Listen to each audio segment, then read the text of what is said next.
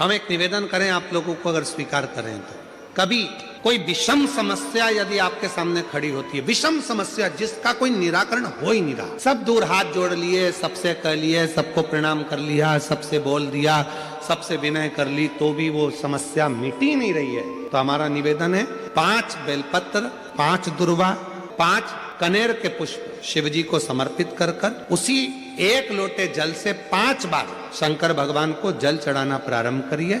लगभग 1 हफ्ते यदि आपने शिव को जल चढ़ाना प्रारंभ कर दिया इसी क्रम से, तो निश्चित है वो समस्या का हल 1 हफ्ते के अंदर बाबा को निकालना ही पड़ेगा और आपका लक्ष्य निश्चित करना ही पड़ेगा। इसलिए जब तुम संपूर्ण तरह से हार जाओ, लगे अब कुछ भी नहीं अपने पास में, एकदम खाली हो गए, कुछ भी नहीं बचा, तब बेलपत्र के वृक्ष के नीचे शंकर जी के मंदिर के सम्मुख में 2 दीप लगाना प्रारंभ कर दीजिए।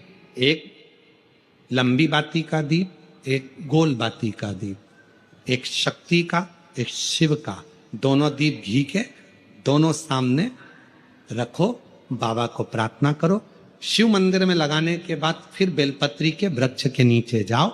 उस बेलपत्री के वृक्ष के नीचे जाना जिसकी छांव तुम्हारे ऊपर पड़े, पौधा नहीं, पौधे की छांव नहीं आ पाती अपने ऊपर, पौधा छोटा सा रहता है तो उसकी छांव नहीं आती। बेलपत्र के वृक्ष की छांव में बैठकर 2 दीप लगाओ जिसकी छांव है।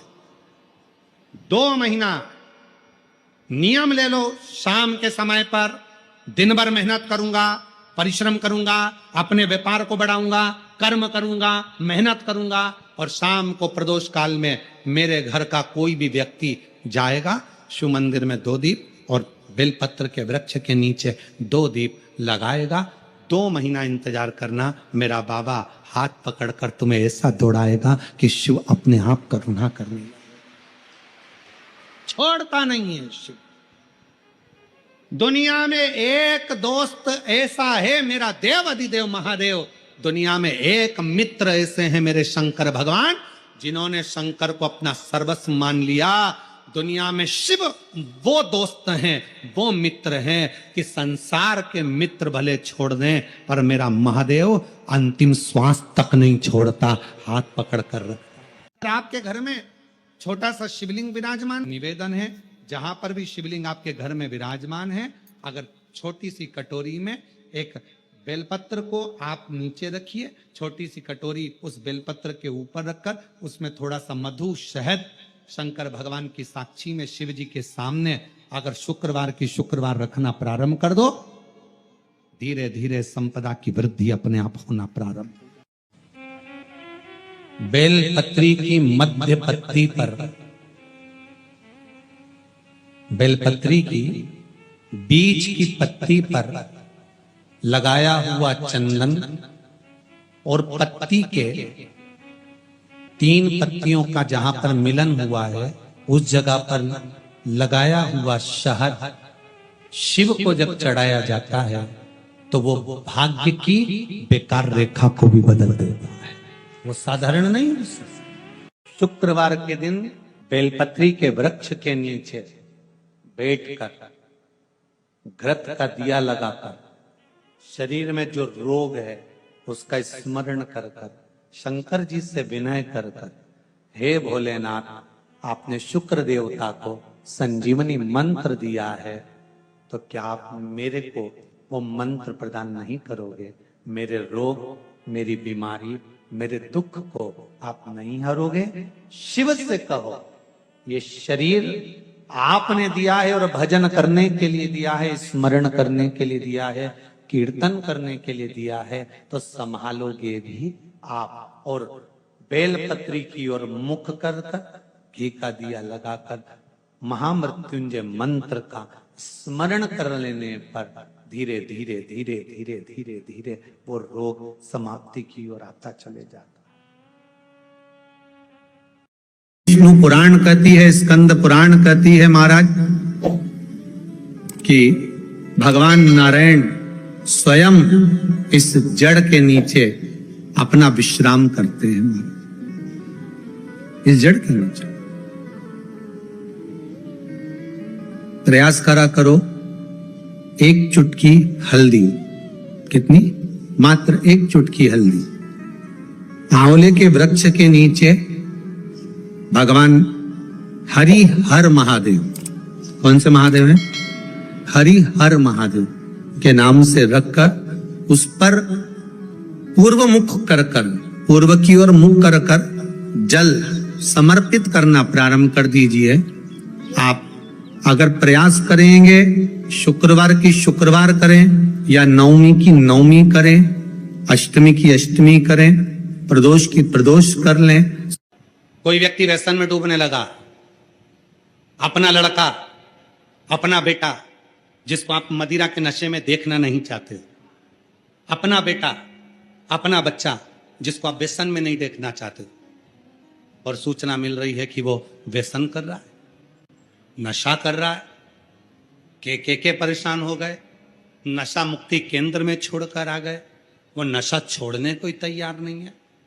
तब नंदी का जो पैर उठा हुआ होता है उसी पैर के पास में एक छोटी सी कटोरी में जल रखा जाता, छोटी सी कटोरी में जल, उसमें एक बेलपत्र डाल दिया जाता। महाराज, जब आप शिव जी के मंदिर में जाओ, नंदी के उस चरण के पास में कटोरी में जल रखेंगे बेलपत्र डालकर, और अपना जो एक लोटा जल लेकर आए हो वो शिव जी को चढ़ाओगे, प्रार्थना करोगे। जल चढ़ाने के बाद आप जब वापिस आओगे, उसी कटोरी को जो बेलपत्र रखा हुआ जल है उसको लेकर आई है, और जो व्यसन में डूबा हुआ व्यक्ति है, जो बच्चा नवयुवक नशा नहीं छोड़ रहा है, उसको धीरे धीरे रोज प्रतिदिन वो जल थोड़ा थोड़ा रोज का देना प्रारंभ करिए। धीरे धीरे उसको व्यसन से नफरत होने लगेगी और वो छोड़ना प्रारंभ कर देगा। व्यसन का कितना भी ग्रसित होगा, वो धीरे धीरे धीरे धीरे उसको छोड़ नशे। ये नंदी का एक चरण जो ऊपर होता है, धर्म का चरण, ये कोई साधारण चरण नहीं है नंदी का। ये नंदी का कोई साधारण चरण नहीं है। ये नंदी का जो चरण है, जिसका चरण ऊपर की हो रही है, साधारण चरण नहीं है। कहते हैं बहुत तकलीफ है, बहुत कष्ट है, इतना टेंशन है, इतना टेंशन है कि पूरा डिप्रेशन में जीव जा रहा है। पहुंच जाओ नंदी के पास, बैठ जाओ नंदी के पास में, जो चरण उठा हुआ है उसी के पास में बैठ जाओ, नंदी के बिल्कुल बाजू पास। कुछ देर ओम का नाद करना प्रारंभ करिए।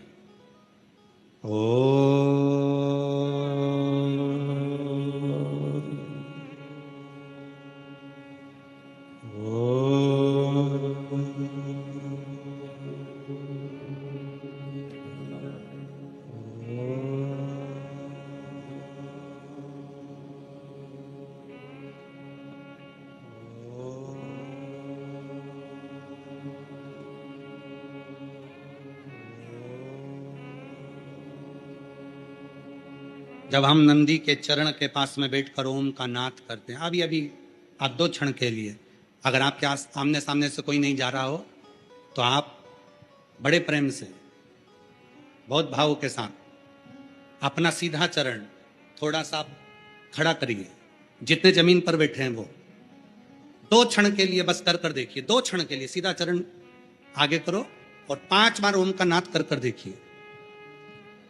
कमर दुख रही है, पीठ दुख रही है, सिर दुख रहा है, डिप्रेशन हो रहा है, टेंशन है, 5 बार ओम का उच्चारण करना है आपको। केवल चरण आप इस तरह से इसको चरण को रख लो, बस केवल इस चरण को खड़ा करो और साथ में ओम का लंबा नाद करेंगे। सब साथ में बोलेंगे, सबके मुख से शब्द निकलना चाहिए और अच्छा लंबा स्वर निकलना चाहिए, अच्छी आवाज निकलना चाहिए, एकदम गुप्त चुप रहकर नहीं, लंबा स्वर।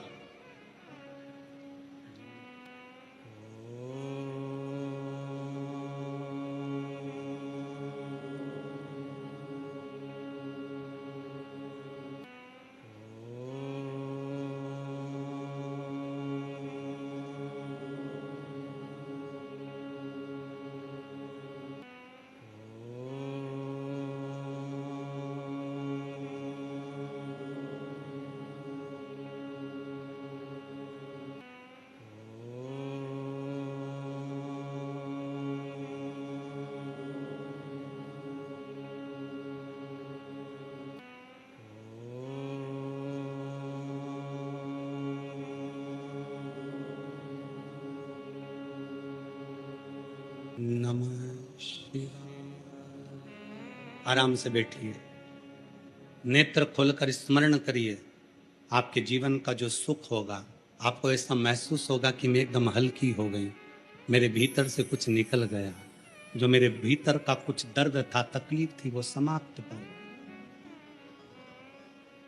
नंदी का चरण, नंदी का चरण, सीधा चरण। कितनी भी टेंशन है, आप जाओ, बैठो कुछ क्षण उस नंदी के पास।